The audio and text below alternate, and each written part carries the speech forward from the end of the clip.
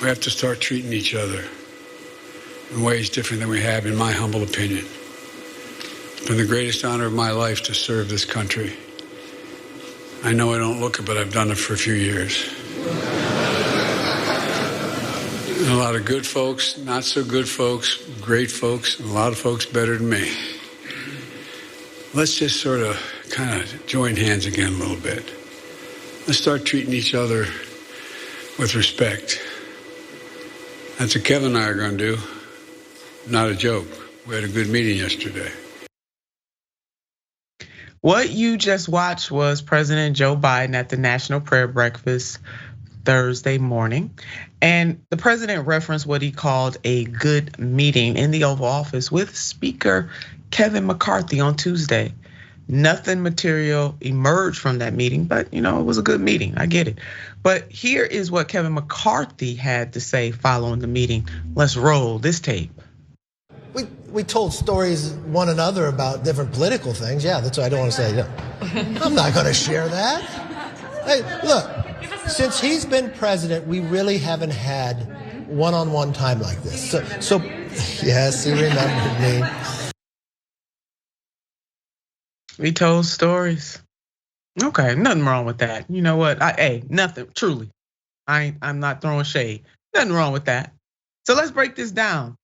This bipartisanship, though, that is, it boils down to what comes of bipartisanship. Here are some terrible examples of so-called bipartisanship. Heating up, bipartisan duo Manchin and Cruz pitch bill to defend gas stoves. I mean, these dudes are defending gas stoves, not defending the poor, but defending gas stoves. The powerful senators will roll out the Gas Stove Protection and Freedom Act. God, doggy, give me a break. Woo, I almost said some words there. Which would bar the Consumer Product Safety Commission from using federal funding to ban new or existing gas stoves. Are you kidding me? No, we're not kidding you. This is real. So instead of some bipartisanship to, let's say, protect and expand the child tax credit, these dudes want to protect gas stoves. Gas stoves where people might not be able to pay for their gas because the increase of real wages is down, or the cost of eggs up, cost of gas up, cost of living up, inflation up. Hello, somebody? But they introduced Jordan, they had the nerve to put the word freedom in the bill. I mean, really, I am expecting Rod Serling to pop out at any moment and say, you're in the Twilight Zone. I'm curious how Biden thinks these ongoing conversations with Kevin McCarthy are going to go.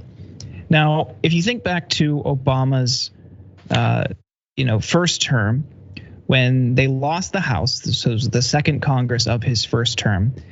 When they lost the House, him and John Boehner would have these meetings at the White House late at night.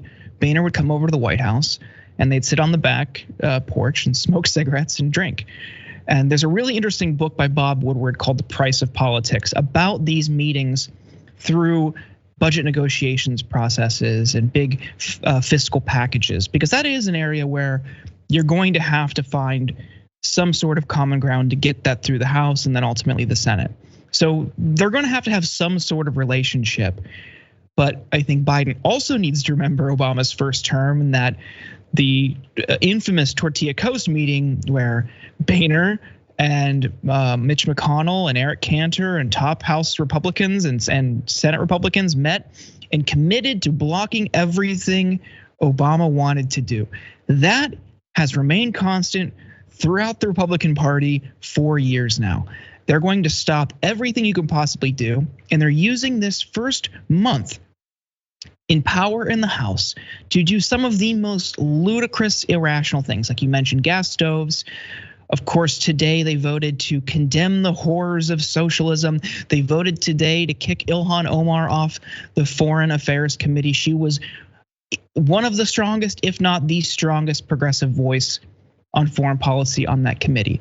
She was a threat to the status quo, the foreign policy status quo. That's how they're starting their process in control of the House. So I don't know what Biden actually expects.